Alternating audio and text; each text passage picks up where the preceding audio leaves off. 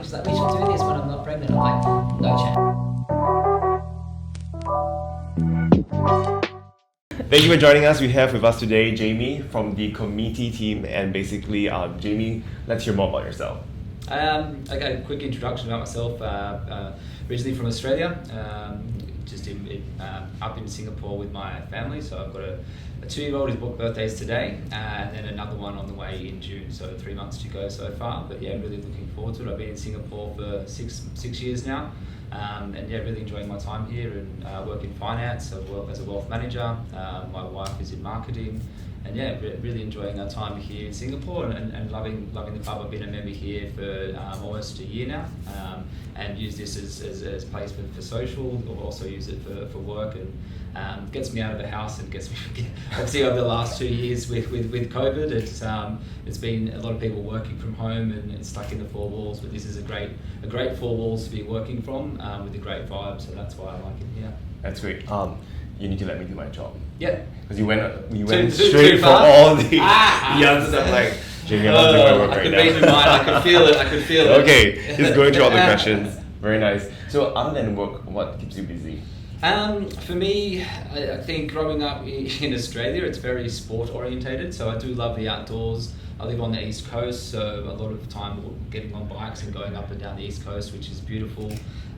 Watching sports, obviously we had the Winter Olympics that were on recently. I recently recovered from COVID, so watching a lot of sport there. And I suppose just interacting and socialising with people. Like, I'm a very people's person. I like hearing about what other people's journeys and yeah, just socialising more in general. Nice. So have you managed to get out of Singapore recently? I was fortunate enough to get back to Australia, so I hadn't been back there for a number of years, so it was great to see my family. Obviously we've got a young son, so being able to see them, for him to see his cousins and play with his cousins, and then also play with like his nan and pop, my parents, my wife's parents, and yeah, it was good. A little bit more stressful than normal travel, but it was great to be able to do that. I'm very fortunate to be able to get back there, which was nice. Exactly. We were just chatting earlier, and basically we understand that traveling in these times is almost like a paper war by itself. You get all the admin done correctly. Exactly. Yeah, it's not like turning up to the airport with a passport. You basically have a piece of folder with all these different pieces of paperwork, and the 5 days leading up to travelling is very stressful. Making sure you don't get COVID and make sure you have all the tests, and yeah, very different. Glad that you made it back to the club. Yes. Talking about the club, which part of the club is your favorite? For me, I don't know if it's because it's the new part, but level 3, straight to par. Oh, okay. So that's probably my favorite at the moment. The wine cellar is a fantastic space, and obviously it's great for me. I entertain clients, having client meetings here, so it's a great space to be able to do that. It's not necessarily you're stuck behind a computer with Zoom and Teams and things like that, so it's great to be able to have that interaction with clients again. Exactly. Do you have a favorite team member? It sounds not in the script. I'm just like thinking of it. No, I'm not going to make favourites. They're all fantastic. How's that? Very diplomatic. Okay, other than that, there was a total curveball. I have a whole set of questions in this little fish for you. So you just have to pick at least 5 of them. Yeah. Alright, so here we go. I'm picking 5 and at least you just pick one at a time. There we are. One at a time. Okay, let's start with this one. Alright. First question. Oh, quite similar to what I asked you. Okay, good. What is your favorite memory at Mandala Club? Favorite memory would be we came here for my friend's birthday just a couple of weeks ago, so that was quite nice being able to have a table of 5, which was fantastic. I feel like Singapore were opening up a little bit more, but yeah, it was great to be able to entertain some friends here for their birthday, and I think it was a great atmosphere. We were sitting outside on level 2, and there was a lot of people. I think everyone was starting to enjoy life again in terms of being able to socialise, which was great. Complete with good food and beverages. Fantastic food. Yeah. Hopefully we get to, I would say, gather more than 5 people very soon. I almost picked it for you. Another one? Yes. You can pick them. I'm not cheating. Maybe I will. The next one. What's your biggest pet peeve? Pet peeve? That's a good question. For me, I think it's being stuck behind a computer most of the time. So, as I said before, I do love being outside. I do love sitting and talking to people. So that would be my biggest pet peeve the last 2 years, having to be stuck behind a computer rather than the social interaction, rather than having that interaction face to face with clients and friends. I think that's my biggest thing. Technology has been fantastic in being able to connect us. So obviously being from Australia, it's been great to be able to have that communication and the actual FaceTime with relatives back home. But I think, that would be my biggest peeve, the screen time that we've all endured over the last few years. Exactly, I agree with you. Sometimes you wonder, like, why can't we just meet a person? Yeah. But also sometimes after you travel for a while, I'm like, we could have done this over Zoom or something exactly. like that. Right? It is more efficient, but it also it doesn't take away from the face-to-face interaction. Exactly. So. All right, third one. Go for it. Next one. I'm gonna go deep. There we are. Okay. If you could live in any sitcom, which one would it be and who? Oh. Can think about this one. I would have like trouble thinking about this one. It's just my favorite show.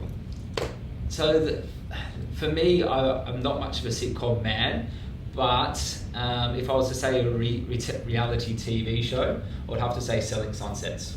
Main reason, I love property, and I just think it's a fantastic, very, very easy watching show, and for me it's probably something that I could just watch and tune out for half an hour as I'm winding down.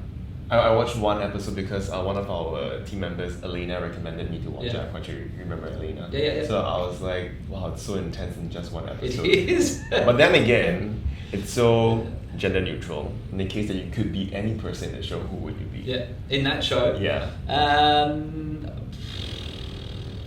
Well, probably one of the twins that own the place. That would be me, yeah. Not the ladies out there closing the sales. As much as I like dress up, so I don't think I'll be getting into that. Okay, I'll pick the next one for you.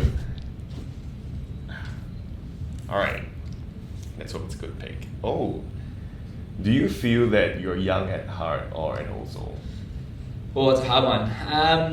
I think I want to be young at heart, but my physical body probably thinks I'm 50 plus.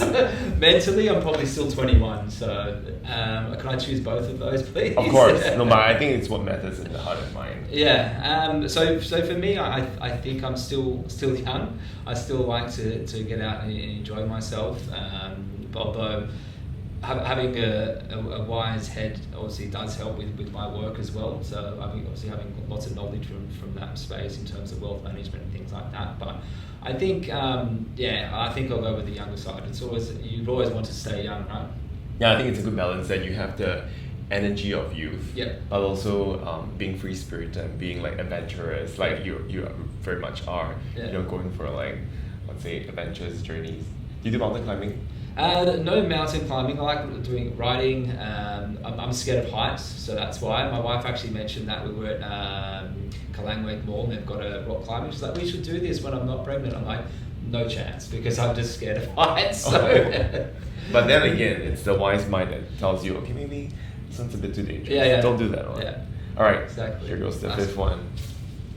Yeah. Ooh. So, sorry. Good one. More towards tech. What is your most used emoji? The emoji that's got the one eye and the tongue out. Okay. I want to use. I don't know what I'm talking about most of the time, so I'll just throw that one in. So yeah. Is it a conversation starter or is it a conversation ender? I think it's just part of having a joke and having a laugh. But yeah, it's where you can say something cheeky and then you got your tongue out and your eyes closed. So and run exactly. conversation. Yeah. Okay, let's do one more. One more? You can go a couple more. Why not? Okay, let's do a few more. Let's go for 8 then. So this is number 6. Ooh, this is nice. Who was your first celebrity crush? Angelina Jolie. Oh. Yeah. So Tell us I keep more. on thinking that I'm Brad Pitt back in the day. We actually share the same birthday. So.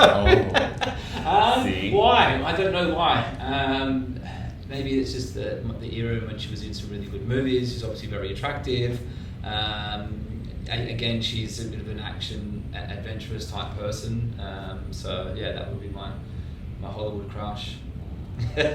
But it's okay, I'm quite sure you have your own Angelina Jolie right now. Yes, exactly, I do. Alright, next one. Dive in. Number 7. Oh, what's your love language? I forget what it is, hold on a sec. Word, acts of service. Okay. Yeah. I would much rather do something and help someone through that rather than like my wife is touch, and being in Singapore it's very hot, so I'm gets to a point I'm like, okay, I'm too hot now, I'm sweating, I just need a little bit of space, and she doesn't like that. But yeah, mine's acts of service, so helping out. I'd rather do something to help someone and that to me means a lot more than, say, for instance, you might say something to someone which would obviously lift their spirit, but I think leading by example and doing something is probably something that I kind of strive to do. That's very nice. What do you think is your most memorable act of service? I don't know. Doesn't have to be too intimate. Yeah. Like, okay, I remember this one. Yeah. It's my son's birthday this morning, so we were up last night making a big 2 cake, a big dinosaur. So for me, that is something better than, for instance, maybe buying something on Amazon and getting that delivered. That for me is better than just spending money on something. So absolutely, I agree with you. And your son is one lucky boy. Yeah. Lucky you. He is. Very spoiled, but that's okay. If you can't spoil your kids, then who can you spoil? Exactly, I agree with you. Definitely save all the money for them. Yeah. Last one. Would you rather be able to shapeshift or mind read? Mind read, definitely mind read. Yeah. So, tell us more. Well, one, I love having conversations with people, and I suppose hardest part of my job is trying to find out what clients want, what their objectives are, and some people find it very difficult to articulate what they want, and they might not even know what they want until they kind of describe that. So I think that would be a good kind of thing to be able to do, to read people's mind. I don't know, it could probably work too the other way, where you don't want to know what people are feeling, because then you'll be burdened by all these different things. So that would be mine. Yeah, it's definitely a double-edged sword. I think I remember asking someone this in pageant once, and she said, I just want to know what people are thinking about, and the whole room just turned silent. Like it's kind of creepy. But the way you phrased it was definitely basically helping people to understand what they want, because I think these days, maybe we don't even know what we want. Yeah. Right? So if you can hear their inner head and inner voice, you can definitely help them the way they want. Exactly. Yeah. So do you face a lot of these challenges at your work? With mind reading, definitely. Well, it's hard to do that through a computer screen, to obviously have that interaction. I suppose with my work, it's all about trying to help them and give them guidance and advice with financial matters, but also that stems into lots of different other areas. So a lot of times you can end up being a bit of a counsellor sometimes, because they come to you with not just financial things that they want to be doing, but other kind of hobbies or other pieces. And a lot of my clients are actually friends at the end of the day as well. So we have quite a good relationship there as well. Do you think it's a very, I would say, common problem that people seem to want something that is different from what they really want, or rather I would say they are not able to articulate what they truly want? Kind of. Sometimes they have to go around and kind of they want to get to here, but they have to dig out, well, how do I get there? And I think that's part of the way that I'm able to help, is say, this is where you want to go, how do we get there in the most efficient manner, or the most enjoyable manner for them, if it's other things as well. So do you think there are certain factors that inhibit them from sharing with you their goals and their direction? I think the main thing is you have to build trust first. So they want to be people just don't come and openly tell you some of the craziest ideas or craziest objectives they want. You have to build a level of trust, and that takes time. A lot of people they want to have a relationship in terms of getting to know you, getting to know the kind of person you are, and it could take 3, 6, 12 months for them to really tell you what their main objectives are. So. Understand. So if you had some tips and golden words for, I would say, our members who are watching this video and they're very keen to go in a direction where you help, I would say, your clients, what would you advise for them? For me, I think it's, I'm a big list writer, so write down a list of the top things that you want and then prioritize them. But I also just think it's being a good listener. So for me, it is a lot about listening and understanding what people say. So a lot of people want to project what they want, but maybe you have to just sit back and take a seat back and say, okay, well, what does other people want as well? So I think it's obviously great to have a voice, but it's also good to be a listener as well. Thank you so much.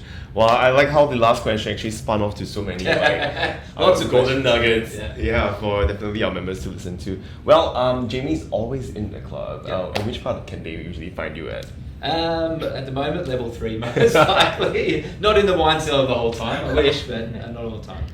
All right. So if you're looking for Jamie, you can find him on level 3. If there are any other last words to leave our members with.